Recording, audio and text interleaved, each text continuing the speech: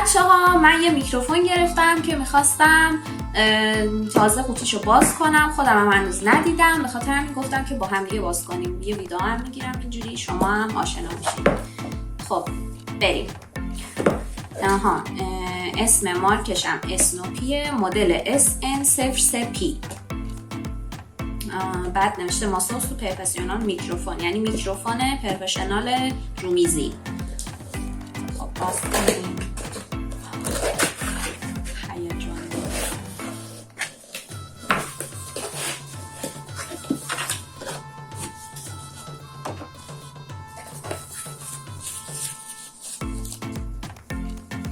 در ضمن من اینترنتی خریدم و اینکه از سایت انامبیر گرفتم. کسایی که توی ترکیه اسم این سایت رو میدونن.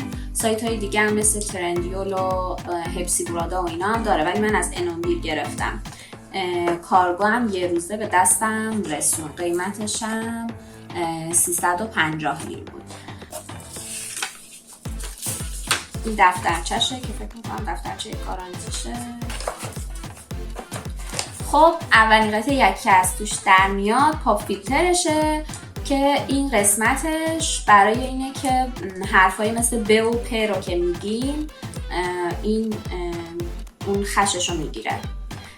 اینم یه قطعه ابر روش گذاشتم برای اینه که وقتی که تو محیط بیرون هستین صدای اطراف رو میگیره، یعنی صدای باد و اینا.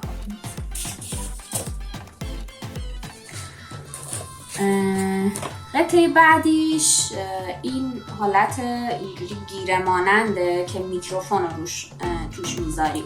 بعد حالت گیره‌ای داره، این بغلاش هم کشه اینجاهاش. بعد اینکه اینو اینجوری دو طرف گیرش رو باز میکنیم و میکروفون رو میذاریم داخل اینم از قطعه دومش. خب قطعه بعدیش سیمشه که حدوداً فکر میکنم 1-2 متر باشه سیمش، که یه قسمتش یه طرفش به میکروفون وصل میشه، طرف دیگه‌ش هم به کامپیوتر وصل میشه. اینم از سیمش. قطعه بعدیش این سیم تبدیل 1-2 شه که یه طرفش به گوشی یا به کامپیوتر وصل میشه، طرف دیگه‌ش هم به هدفون و میکروفون. آخری رو میخوام میکروفون رو در بیارم. اینم همون آپاراتیه که از ترکا بهش میگن آپارات، نمیدونم فارسی چی میشه. این همونیه که به میز وصل میکنه میکروفون رو البته نه، پایه میکروفون برای پایه است. خب حالا اصل کاری شده در بیاریم. میکروفون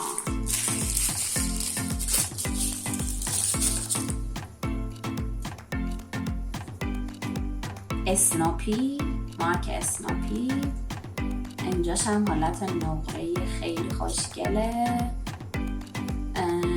بعد یه نکته‌ای که داره اینجایی که نوشته اسنوپی فقط از جلوش صدا میره، یعنی صدای از این اطرافش هم که حالت چیز داره صدا نمیره، به خاطر اینکه وقتی که دارید صدا ضبط میکنید اینجوری جلوی دهنتون قرار میگیره، فقط صدا رو از این قسمت بگیره و صدای اطراف رو ضبط نکنه.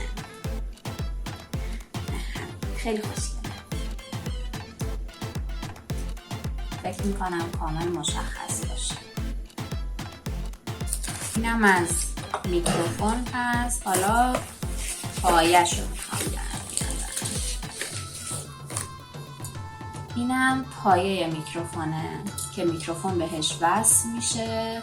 همونجور که گفتم میکروفون رومیزیه.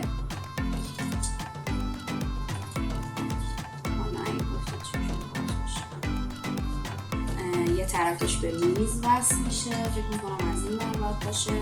این ورش هم که خود آپارات میکروفون وصل میشه.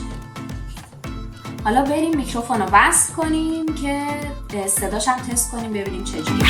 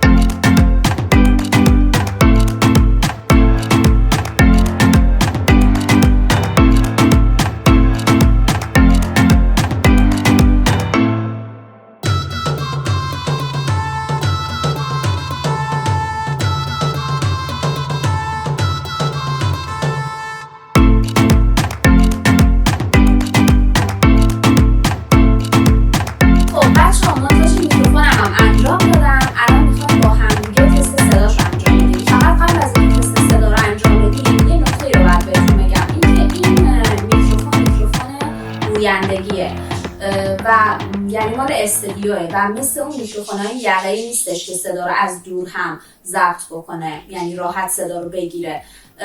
حالا الان امتحان میکنیم، خودتون تفاوت رو متوجه میشید. الان صدای منو دارید از این میکروفون میشنوید و اینکه خودتون تفاوت رو احساس میکنید توی این صدا و این صدایی که با گوشی دارم صحبت میکنم. خب امیدوارم که خوشتون اومده باشه از این ویدیو و تونسته باشم که بهتون کمک کرده باشم و یا اطلاعاتی به اطلاعاتتون اضافه کرده باشم. اگر خوشتون اومد حتما لایک کنید و اگر سوالی داشتید کامنت بذارید که بتونم بیشتر کمکتون کنم. و اینکه توی این هفته یه دونه آنباکسینگ دیگه داریم. این اولی بود و دومی هم سورپرایزه که تا چند روز آینده براتون ویدیو میگیرم. مرسی که با من همراه بودین. فعلا خدا نگهدار.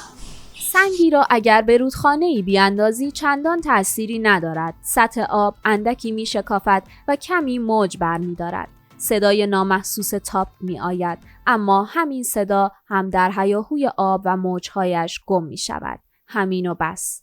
اما اگر همان سنگ را به برکه‌ای بیاندازی، تأثیرش بسیار ماندگارتر و عمیق‌تر است. همان سنگ کوچک، آب‌های راکت را به تلاطم در می‌آورد. در جایی که سنگ به سطح آب خورده، ابتدا حلقه‌ای پدیدار می شود. حلقه جوانه می دهد. جوانه شکوفه می دهد. باز می شود و باز می شود. لایه به لایه. سنگی کوچک در چشم به هم زدنی چه ها که نمی کند.